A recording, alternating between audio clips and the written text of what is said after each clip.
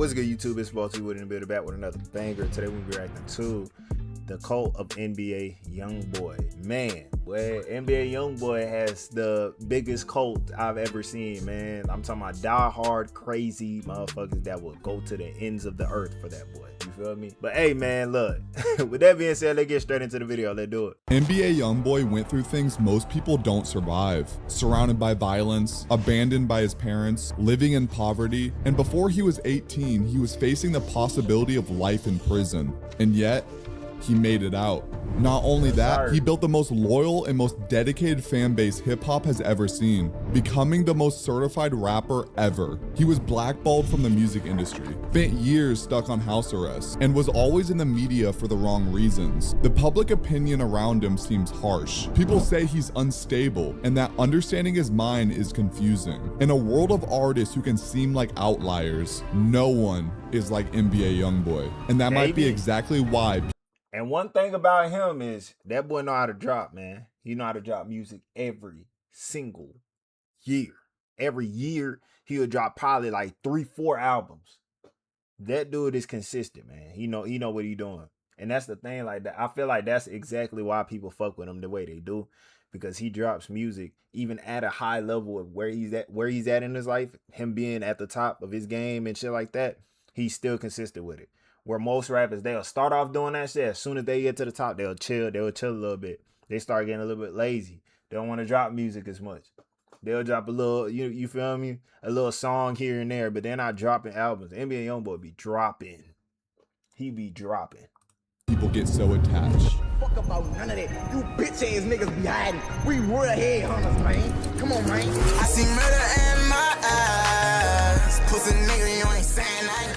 Kentrell Gaulden was born on October 20th, 1999 in Baton Rouge, Louisiana, not exactly a place known for opportunity. His father was sentenced to 55 years in prison for a robbery gone wrong when he was young, and after that, his mother wasn't consistently there either. He was raised by his grandmother, the one person who truly loved him. At 4 years old, he broke his neck while wrestling at home. He had to wear a halo brace screwed into his skull while his spine healed. The scars you can still see today.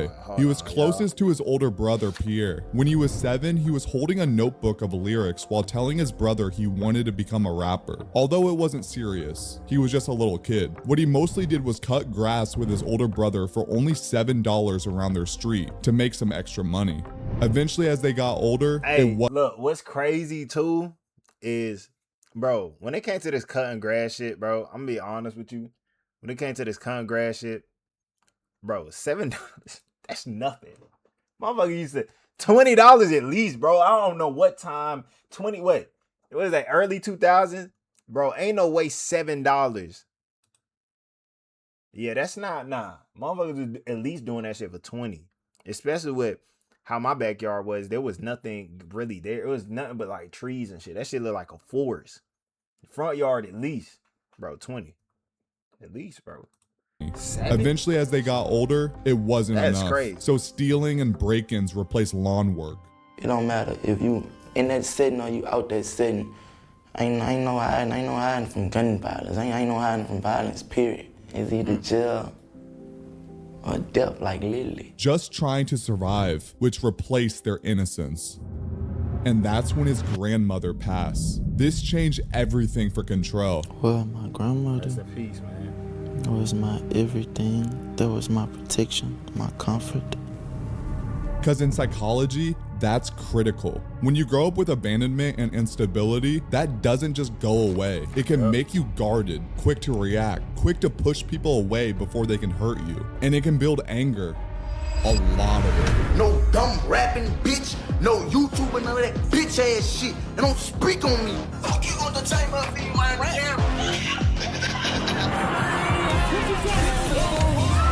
Hey, you look, y'all won't This nigga life, man. Boy, you better stay in your place. These niggas hoes, man. Fucking sell, nigga. The fucking nigga watching me fuck. People waving around guns on an abandoned lot on Chippewa Street. Yeah. Hey, nigga, that's a banger right there. I ain't gonna count. That was a banger. At least for me.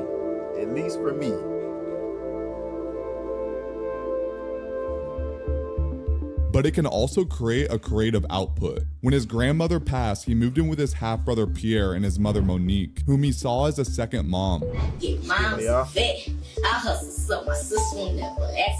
Pierre's mother saw how serious they were and paid for their first studio session. YoungBoy began finding his sound. One of his earliest songs, For a Reason, was uploaded to YouTube, rumored to have been recorded when he was only 11. Around age 12, Kentrell was upset with the way his life was going. That's when Pierre told him, "Don't worry, we're never going to be broke again," which would later become his stage name after changing from his previous name, NBA YoungBoy, due to copyright concerns from the National Basketball Association. Are you still in school? Nope. Dropped out? Yep. I got a dream to chase. What grade did you drop out at? 9. And what was the reasoning behind it? I have a dream to chase. Kentrell would drop out of the 9th grade, and music stopped being a hobby, and it became therapy for Kentrell. Pierre became his manager. He printed thousands of CDs and handed them around Baton Rouge. However, they were still living their lives recklessly, and Kentrell was sent to a juvenile detention center for 6 months for a break-in. When he was locked up, he actually had a lot more time to write, and that's what he did. So when he finally got out, he immediately made and released a project with a fitting title, Life Before Fame. Bro, his flow at that time, bro. At this time, yeah. You could tell who he got his influence from, bro. Especially, like, I feel like a lot of Louisiana niggas be having a flow from either Boosie or Lil Wayne or some shit. Probably Kevin Gates or something like that. You know, things like that. It's the flow is, yeah, they got a grimy flow to it. The same with like Florida niggas and shit. They got a grimy flow to they shit. A little I don't know how to explain it. Y'all know what I'm talking about. Especially like Kodak and them. They got that little grimy sounding flow with them over there. Definitely. And these niggas started young too. Kodak and NBA YoungBoy, yeah, they started young. They was really in the game since a kid.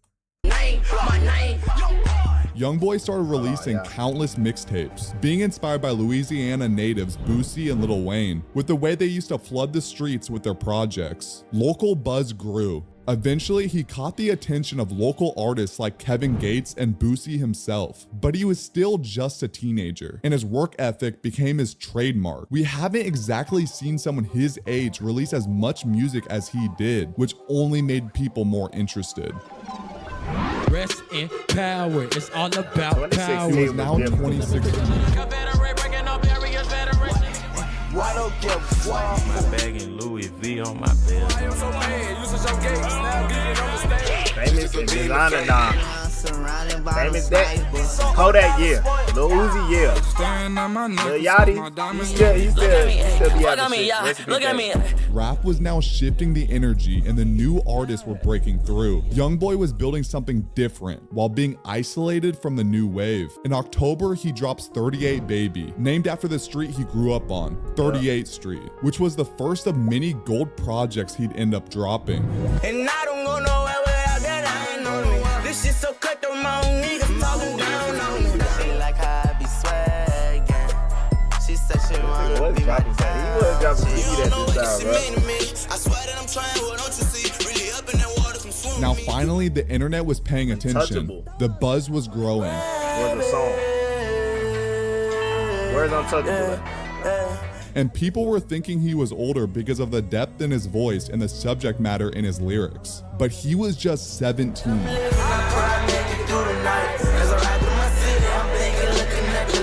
that would end up saving him Untouchable was his life. Untouchable wasn't a part of that album, or am I Kentrell tripping? was arrested on 2 counts of attempted first-degree murder, allegedly revenge for the killing of an NBA crew member. These were serious, real charges, facing the possibility of being tried as an adult. tweaking. And now That was part Kentrell of- is waiting on the oh, final yeah. verdict from potentially disappearing forever. I'm tweaking. Do not at me, bro. Yo, I'm tweaking. I forgot it was part of AI. Yo, I'm tweaking. Bro, don't come for me in no comment section, bro. I'm gonna be honest with you. Don't come for me, bro. Don't come for me, bro. For any artist, that's it. Career It was just over so before long it ago, even you gotta starts. chill on me, You man. had your opportunity and you let it go by going to prison. However, people get curious. So when the public heard about this, his music started spreading even more. People were infatuated with who NBA YoungBoy really was. They wanted to learn more about his troubled mind. Why they Is what choose they this heard picture about of him all true? pictures? Is he innocent? Is he really just 17 with all of this happening? Kentrell was realizing he had another opportunity, so he took advantage of feeding his fans by dropping music behind bars from what he had. He sounded paranoid, frustrated, and vulnerable on these tracks, and he was uncertain if he was gonna make it out. And that torment made the fans even more interested. They didn't know when it was going to end, so every drop felt urgent, like it might be the last one for a long time. They loved the idea of what YB was, and that's when the obsession really started.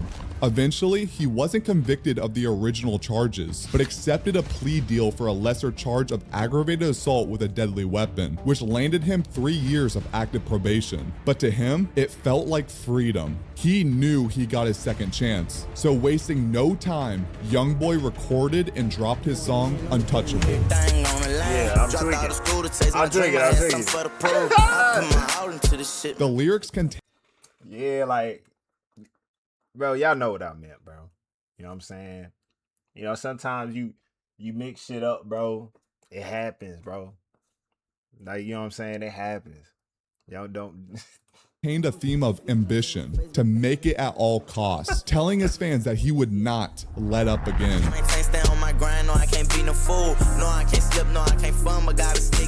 And that became a theme for his AI YoungBoy project. Kentrell's dreams were finally coming true. My dreams coming true. And stayed down till I came up with my niggas. Right or wrong, fell right. You know, 16, I got locked in that cell and they ain't let me out. Money, I'm talking, you know that I'm ballin', I'm hustling. I ain't never seen a drop for to see me, bitch. You gotta go pay for the show. Since a youngin', I've been getting it on my own. The work ethic became noticeable. While most artists take years to build a catalog, he kept dropping projects. His mixtape buzz eventually led to a lucrative recording contract with Atlantic Records in 2017. He was becoming mainstream, but somehow still felt separate from the industry. By 2018, he released his debut album, Until Death Call My Name.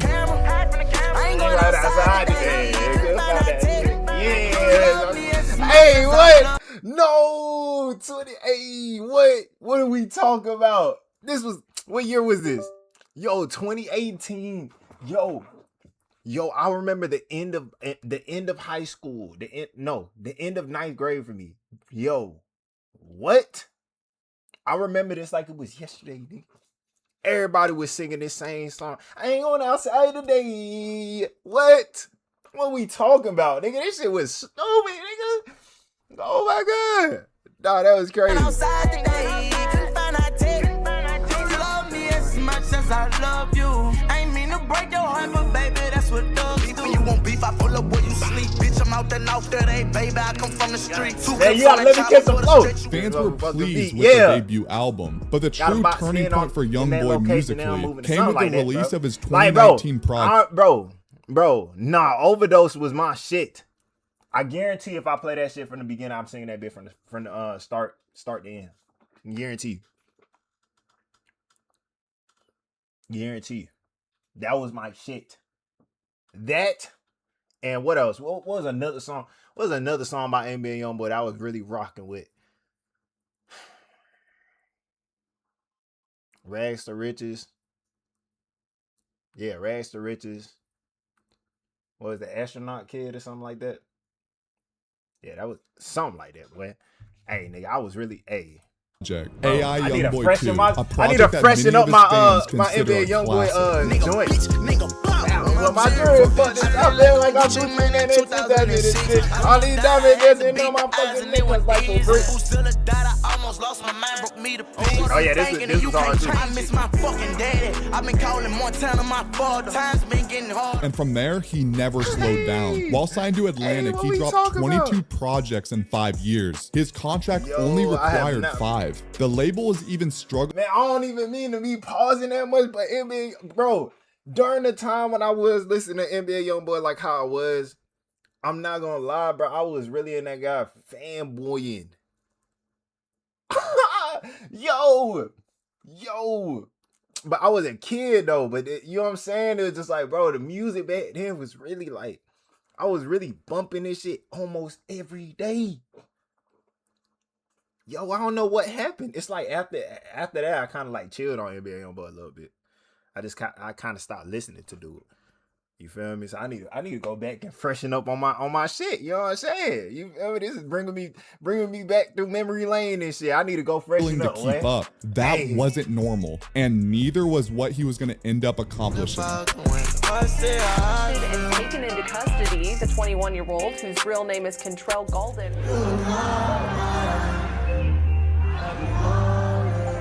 As of now, he's the most certified rapper ever, holding 126 plaques to his name. Now, some people discredit YB. They'll say, well, he only accomplished this because of how much music he drops. But YoungBoy truly hasn't had a lot of mainstream help to acquire these accomplishments. Plus, he wasn't able to go on tour for years because of house arrest. And yet, his streams showed how big he was despite that. And he remained the most streamed rapper on YouTube for years. He did everything without any help. He hasn't relied on crossover hits to solidify his spot. And when he did eventually become a free man, his tour broke the record for the highest grossing tour from a debut headlining rapper, earning $70 million across 42 shows. Since the success of his tour, it really made me realize the scope of how big his audience actually is. That level of consistency with— And I think he was in Atlanta too.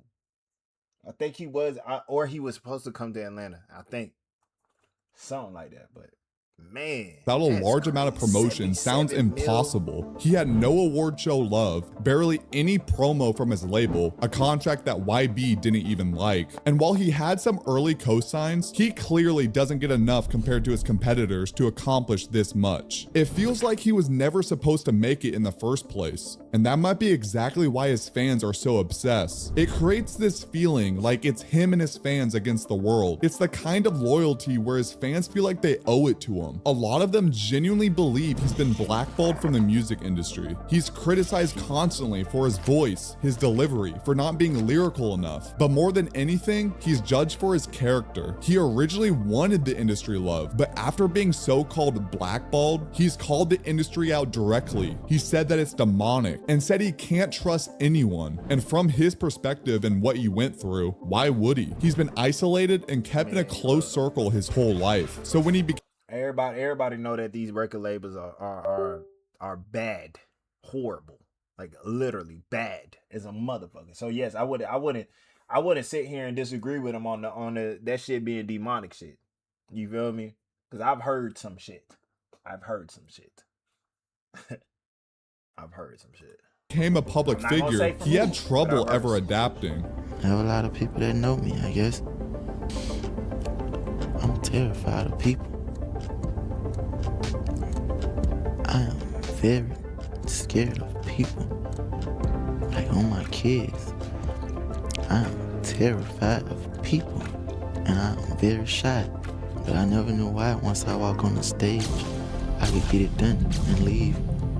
But I am terrified of people. People are cruel. It's like you can't control ourselves. His career has been filled with public feuds, legal troubles which resulted in prison time, serious accusations, and even being tied to a drug trafficking ring while in house arrest with his crew. And while not a crime, having 13 children with 10 different women is definitely an interesting decision, especially by the age of 26. He's not conventionally relatable. I just took the phone, went on the block and to the top off. Talking all this top, I go by top, I get them knocked off. And maybe that's a good thing. His audience is mostly young adults. A lot of them do come from similar environments, having broken homes, anger issues, the feeling of being misunderstood. So when they hear a YoungBoy, they don't hear a superstar with no understanding. They hear someone surviving in real time, beating all the odds, because somehow, in ways thought impossible, YoungBoy made it out. And more importantly, he hasn't changed one bit from his beginning. Now, I remember around 2019, the backlash against YoungBoy peaked. The common critiques was that they thought he mumbled, that his voice was unbearable. That's the thing about these Baton Rouge and New Orleans, and you feel me? These niggas, they have I don't know, when they make it out, yo, these niggas make it out, bro. When they make it out, bro, they be really making it out. Like, they have Die Hard. Everybody know Boosie. Everybody know Lil Wayne. Everybody know YoungBoy. It's like, all right, Kevin Gates and them. Like, what? These niggas is really like, they made it. Them niggas made it, and they really known for what they do. They known for their shit. Once them niggas make it out, man. That he wasn't lyrical, that his flows fell apart mid-verse, and that he wasn't versatile. To outsiders, the hype doesn't make sense, but the constant harsh criticism really seemed to strengthen his fan base. Honestly, YoungBoy being the punching bag in hip-hop really seemed to piss off a lot of his fans. I truly do think this was the start of rage bait culture. Yes, online trolling has always been a thing, but I would say the whole idea of the rage bait term reaching the mainstream all started with YoungBoy. I saw so many accounts during quarantine with YoungBoy's mugshot as their profile picture, spamming YB better under comment sections, especially Twitter. And yes, a lot of it was satire, but a lot of it was exaggerated because his fan base was known for being obsessive. So they really made it their personalities. Because YoungBoy fans do truly know how obsessed they are with him, and they're gonna show their support when you discredit him. The only modern fan base that mirrors this kind of loyalty might be Taylor Swift's. Not because the music sounds alike, clearly not, but when people question the hype, the core fans double down. Casual listeners have looked at Taylor and YoungBoy's music as being bland and not understanding the point. They always think that there's much better artists in their respected genres. But their fans get it. They don't really care if other people don't understand it, but yet they'll defend their artists if they need to, and that only brings their fan bases closer together. So y'all, let's talk about NBA YoungBoy for a second. What makes YoungBoy be so loved by his fans? It's good for us to talk about stuff like this because you know how my fans act with me? And it feels more like a family, like camaraderie, and they don't play about me and I don't play about them. And people always try to like figure it out. But what is it about NBA YoungBoy that was able to garner that level of hardcore, diehard, unwavering support without getting help from a lot of the mainstream outlets? So somebody said the more haters he get, the stronger their love gets. Kind of like us with you. Bingo. And I want to make it clear that YoungBoy is not just this aggressive street rapper beefing with everyone. Then that's when they stepping on your homie. I say stretch him, catch me murder walking, then I bang. For everything he went through, it only makes sense on why some of his material is much more sad. I'm like Kentrell, you gotta stand up and show. Man, look, man, I know definitely when I was still in high school listening to him, bro, that music made you really want to tweak out. That shit made you want to tweak out, especially when, like, come on, bro. Like, motherfuckers are really trying to, like, really walking the hallways, mean mugging niggas and shit. Like, you better not say shit to me, nigga. Yo, knowing niggas was not even moving like that for real. You was still, NBA YoungBoy just made you just, yeah, like, I ain't trying to, you feel me? Man, fuck nigga, you better not even try to come near me, boy. I'll really slap fire at your ass, nigga. So, like, yo, that shit really had niggas tweak. Yo, I'm like, nigga twice. He's talked many times before on how he didn't want to live past 18. Sometimes you want to die though, so you don't feel nothing no more. I don't think you really feel like that. You gotta talk more. A lot of his music has depressive themes. With subjects like trust issues and paranoia, with other subjects including responsibility, ambition, and perseverance.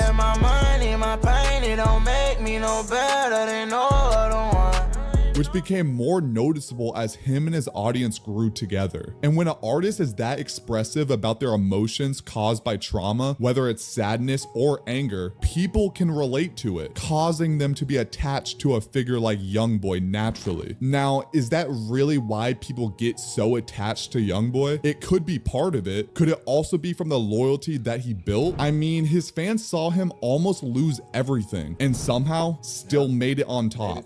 Sure, it could be the loyalty, but countless celebrities and rappers have had rough upbringings. A lot of them rap about what YB raps about, but few within the music industry become unavoidable. Some call it the it factor. It's the quality that when someone walks in a room or on screen, they get all the attention. It can be their charisma, mystery, confidence, uniqueness, and all-around star power. And while it may seem like a lot of celebrities have this, it's way less common than you think. It's the difference in execution and the ability to adapt that makes some celebrities fade away eventually, while others stay here culturally. And when it comes to that factor, YoungBoy has it. But let's be honest, plenty of celebrities with that it factor come with controversies, yet they stay relevant while others fade when pressure hits. YoungBoy stayed, even though clearly he's had a lot of controversies surrounding his name. NBA YoungBoy isn't exactly a complete person. You could even argue he's a terrible role model. But despite the headlines of how the media wants you to perceive YB, that flawed character creates a mystery to understand him from an outside perspective. That's why his fan base is so diehard. I always wanted to be a rapper. This was always my dream. I never had a plan B. This is what I was set on becoming. See, this nigga really has a angel over his head, man, because for him to really just be making it out, like, out of certain situations that most niggas would not make it out of, bro, that's a blessing. Even though he has been doing his wrongs and shit like that, he still, excuse me, y'all, he still made it out. That's a blessing. That's what it was. And yes, you can credit his work ethic. Can't be on top forever, you know? You can credit his ambition. There's always to be another artist. You can credit his But accomplishments. there'll never be another young boy. I will not be provoked. I will not be broken. And I'm not going back to where I used to be. But some people just have something you can't manufacture. Accept it or not, I ain't going back. You might not like his music. You might not even like him as a person. These songs But is one really thing is making me- clear. Kentrell was always meant to be a star. Perfect song choice for the end, what? Man, stop playing with that nigga, what? That nigga actually, hey, man. Nah, NBA YoungBoy, yeah, that nigga, yeah. I start listening to him for a little bit, but I can definitely, for sure, say that nigga deserve his flowers. Yeah, he deserved these flowers. He deserved all the love he get from his fans and shit like that. And nigga actually be, putting in work. You know what I'm saying? Most rappers don't do that shit. They don't put in the work anymore that they was putting in the beginning. This nigga is constantly going, dropping. Just, bro, this nigga, yeah. This is what an artist is, man. And he knows where he comes from, and he never forgot that shit. So that's what's keeping that nigga going. So, hey, man, look, I fuck with this video, man. But look, that's the end of the video. If y'all like the video, like, comment, subscribe, hit that post notification button. If y'all want to stay updated on the next video, let me know in the comment section down below what y'all think. And I'll see you guys in the next video. Peace.